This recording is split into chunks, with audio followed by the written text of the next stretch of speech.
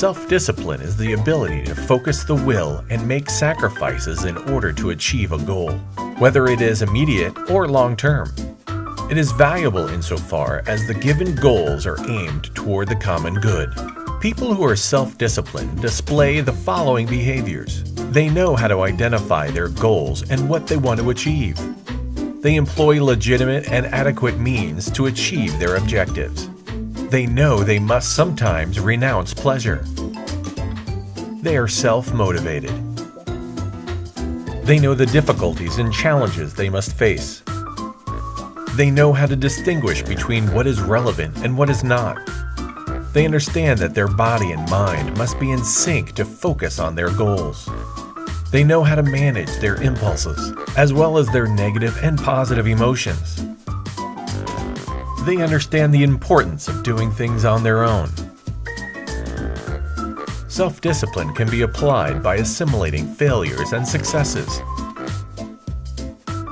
It can be exercised through physical and intellectual activities.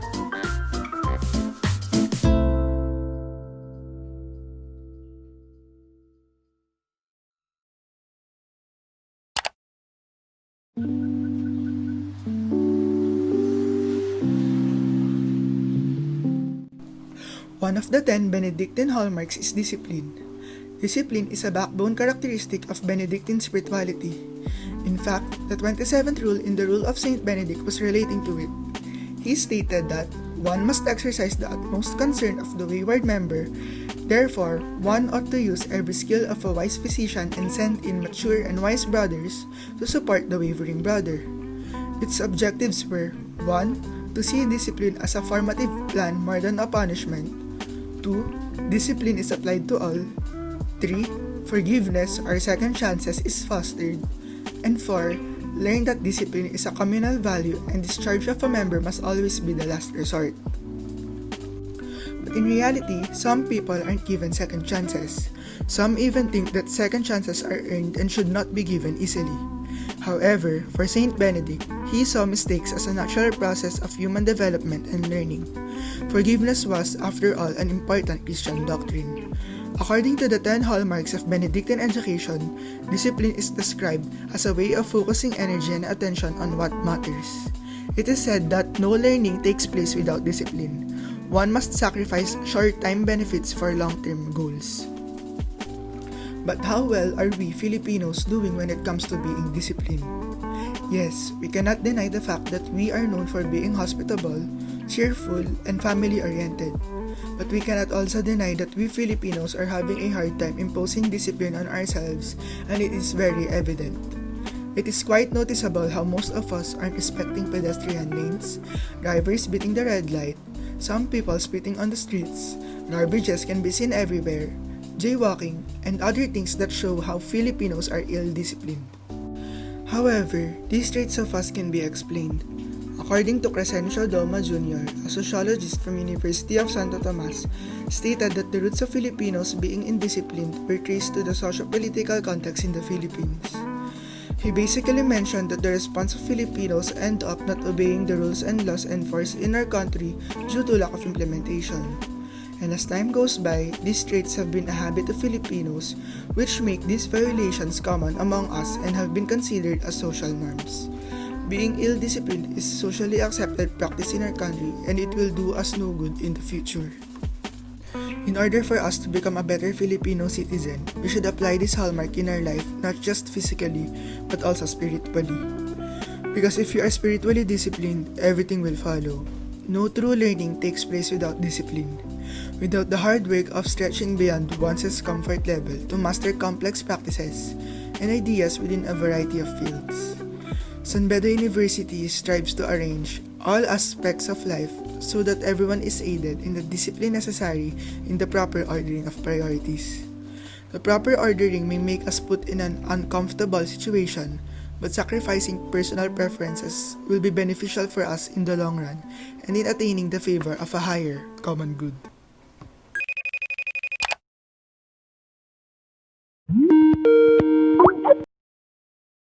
Hello, I'm Andrea Paredes, and I'm a graduating student of Financial Management. My name is John Maverick V. Hamandre. Usually, ang tawagan lang talaga sa akin, Maverick. I'm currently a fourth year BS Financial Management student. Hopefully, graduating na talaga. Kung hindi man graduating, kahit sa summer grad, tanggap ko na yun.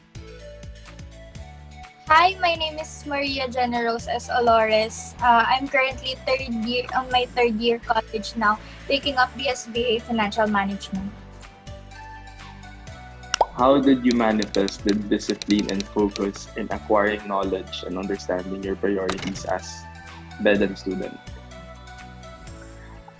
For me, as a veteran student, when I started studying here, I have a goal for myself. So I believe that if we have goals, we need to make sure that we will achieve it. And by achieving it, we know that there's a lot of process. However, it didn't stop me from pursuing my goal. I disciplined myself for doing my best. Actually, I may not be the best student in our batch, but I know that if I will be disciplined enough, I will be able to achieve my dreams as well. We all have different priorities, diba? We have top priorities and still have other priorities, but not to the point that it's more urgent. My priority is to finish college and to make my parents proud. Therefore, by achieving this, I needed to be disciplined. I always tend to focus myself on my goal. To better understand our priority, we need to learn to be disciplined, and being disciplined enough will create habits, and those habits, it will turn into routines, and those routines will become part of our daily life. First and foremost, na sa tagal ko na rin dito sa San Beda, you develop habits and routines that would have helped you go about your daily activities, your daily life. This specific hallmark na kasi discipline, it helped me gain knowledge through the fact na nag-set ako ng mga minor goals na pwede kong ma-attain either throughout the day or throughout the week. Let's say, gawin ko yung assignment ko within this specific time para mamaya meron akong libreng oras kung magpapahinga man ako, or may naalat akong ibang oras para gumawa ng other activities. Let's say, I need to go run some errands. Malaking tulong rin na yung pagiging priority rin ng isang estudyante kasi was not only limited to ACAD. Given that there were organizations as well, it helped me put my priorities straight in terms of how I could become a BENE01 student and a son of God ng sabay-sabay, nang hindi siya yung kaka-conflict dun sa araw-araw ang ginagawa. Well, honestly, there is no secret formula of manifesting discipline and focus. It is more of what motivated me as a BENE01 student, not only a student but a student leader. I want to be an enough example to other students that balancing your time with everything in your academic life is possible. Adding up, another motivation for me is of maintaining my scholarship status. It is very possible to become who you desire as long as you attract your mind that you can do it. It's all probably because of all of my hardships and failure in the past. It's about learning from your mistakes and bouncing back to push forward. I see to it to set my goals no matter how big or how small, short term or long term. Setting goals will keep you more focused and keep track of your progress. So I guess experience is the best teacher in achieving discipline and focus.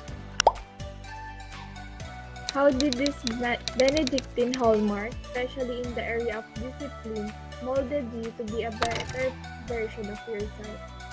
I think it molded me to be a better version is that because of the environment and even the professors of San Beda, kasi parang my professors always practice this kind of hallmark, and this Discipline basically means having control over yourself. So having discipline gives the person a power to resist temptation, make right decisions, and achieve goals that you set for yourself, thus molding you to become a better version of yourself. Sa amin kasi personally, in our household, discipline was already taught ever since we were young. My parents decided to, uh, let's say, give insight into what it means to become a better person already nung bata kami, and discipline was one of those. Discipline was more than just a hallmark for us. Parang it needed dedication. Given the fact that discipline was parang only a middleman in terms of letting you achieve your goals. Parang ganun. So, to become a better version of myself using discipline, I had to let go of something, sabi natin ganun. Parang there are traits na you would want to enhance and there are traits that you would want to parang leave behind, in a sense na it doesn't really help you move forward. For example, mahirap kasi magising talaga pag hindi ka sanay. Pero ang way ng discipline doon was that hindi yung paglalaro, kasi hindi ko rin naman napapakinggan yun. Pero the fact na if I do every task that I needed earlier, it would give me more time to rest. And that would entail me to maybe push, kunyari, waking up earlier, which meant I had more time in the day, which parang it became a snowball effect. So like disciplining yourself is a snowball effect in terms of letting you achieve whatever you wanted to set out on that day. And thanks to that, it helped me become a much more not conventional, but let's say concise version of myself. I attack things on a very subjective and objective, but I want to be punctual, parang ganon. And that wasn't me before, but thanks to discipline kasi, it helped me overcome some of those weaknesses, and I turned them into strength. Ganon. I think discipline, it is one aspect that is very hard to follow and to attain, actually. However, it is something that you really need to have, because in my case, it's very hard to mess things up, and that is why I need to step it up, or every time, and put in my mindset that what I need to everything that I need to prioritize is according to plan.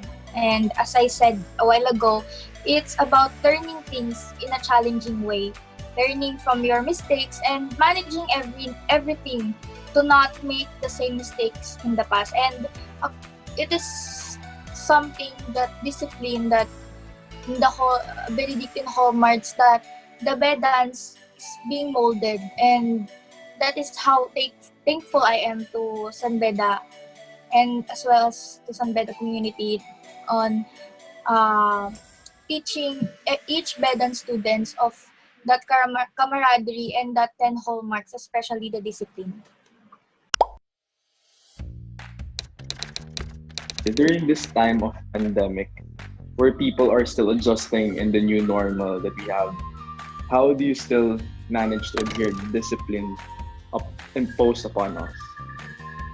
I think I still manage to practice discipline because of my goals pa rin. And because, as I said a while ago, when we make it a habit, it will be part of our daily lives, which means that despite of the crisis that's happening, I can still be disciplined enough to make right decisions.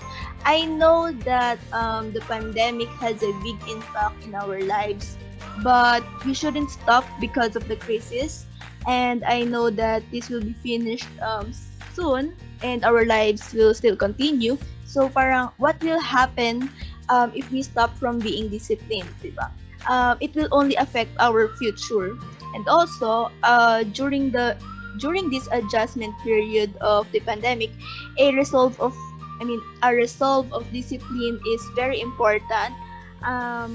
I managed to adhere discipline through love and care to my family, knowing that if I don't if I don't stick by the rules imposed on us, I'm not only risking myself but also my family. And worst case scenario is that they might have to suffer the casualties of my undisciplined actions.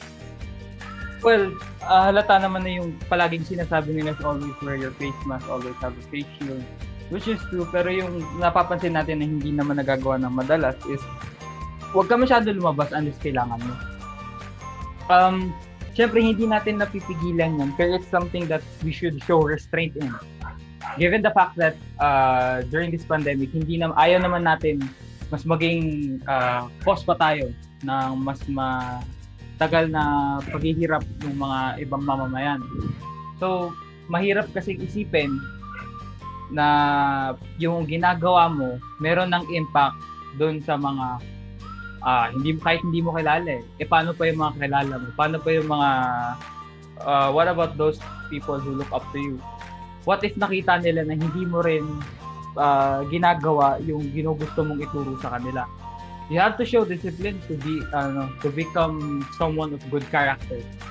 And during this pandemic, if you don't have good character, napapansin naman natin it leads to grave consequences.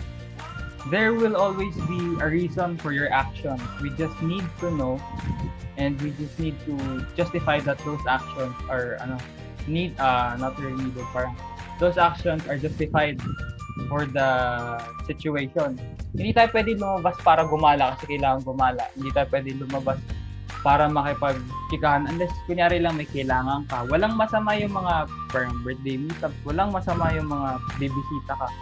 Pero kasi if you make it parang kunyari ginawa mong habit na hindi ka rin nakikinig sa sinasabing news ng gobyerno and napapansin mo na yung gobyerno rin, yung iba sa kanila hindi rin nakikinig, we're no better than them.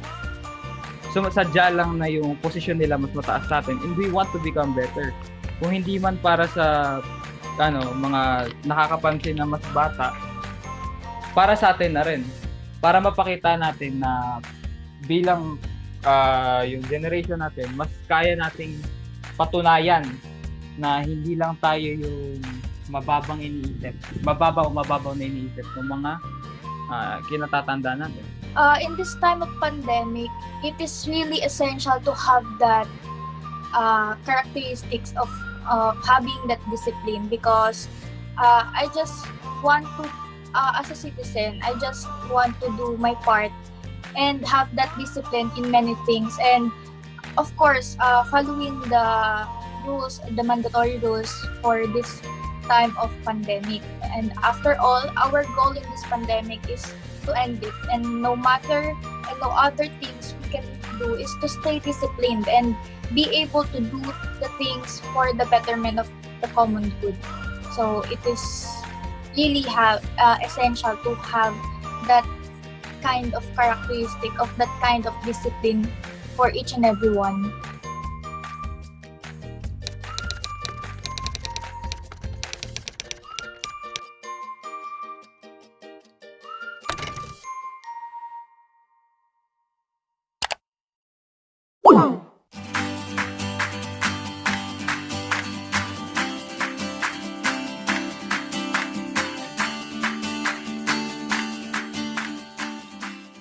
My name is Mrs. Rosalinda Robles. I am the Assistant Coordinator of Libraries.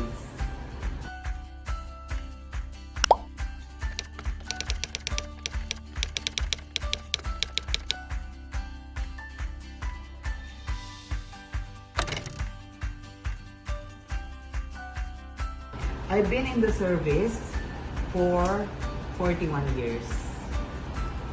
Okay. So, I graduated in 1980. From then on, I was hired as librarian in San Beda University. I was able to get married and raise and I have children, and now they are all professionals. So, yeah. So, I have to, if you love your work, okay, so you really have to divide your time, no? So there will be time management. So there is a time for me to report for work, and then after that, I will be a full-time mother and housewife. Okay, so I will not be in service for 40 years if, ano-ano ka lang ng trabaho. So you really have to inculcate love for your work, most especially discipline.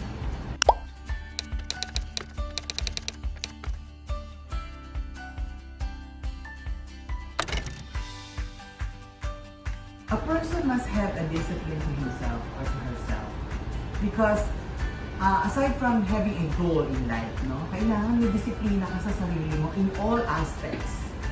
Even during your free time, dapat may disiplina ka rin. Not all the time free time mo. So, you have to, like for example, also, yung parang sinasabi natin, when you eat, you should eat moderately, di ba? So, dapat i-inculcate palagi yung discipline, not only to yourselves, but to your children. And even to students. Because there should be may counterpart kasi yung discipline eh. So if you're not going to follow rules, kung hindi tayo disiplinado, what will happen to us? So dapat may mga rules we have to follow. Pag hindi ka sumunod dun sa discipline, like for example, following the yung sa traffic, di ba, yung traffic flow, di ba, pag stop, dapat stop. Pag go, go. Hindi yung pwedeng kung ano yung gusto mo, you will do it. Kasi ano na lang mangyayari kung hindi ka disiplinadong tao? Wala. Useless ang pagiging servant mo. Not only of the college, but of course, servant of the Lord.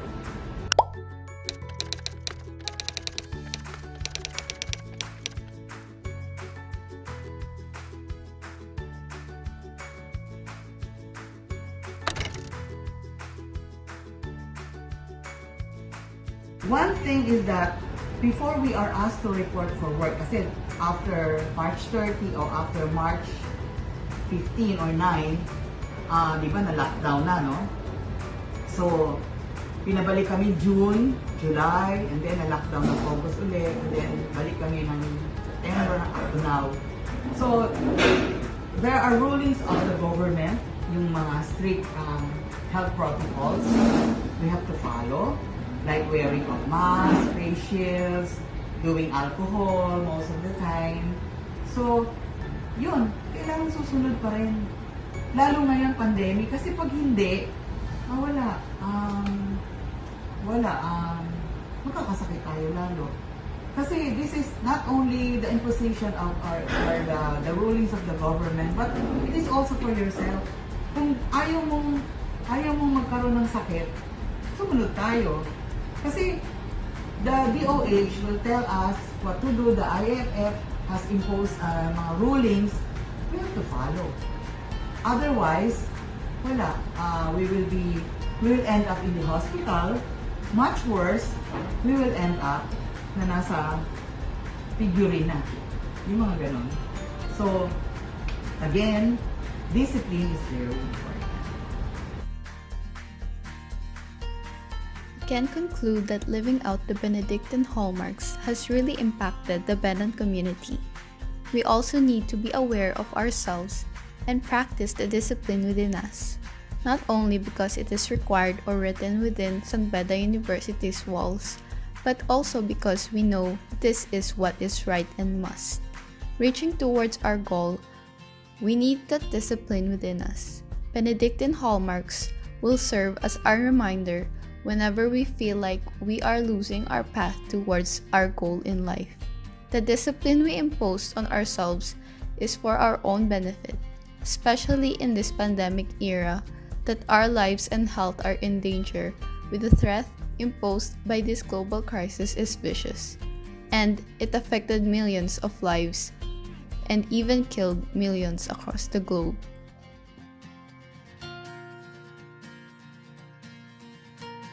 Each one of us has experienced different forms of discipline for our requirements and understanding in life. It plays a vital role in everyone's life and keeps us under control or maintains our life according to our plan. We can have a wonderful world if we have discipline within ourselves. We must keep in our minds that no one can succeed in life without discipline.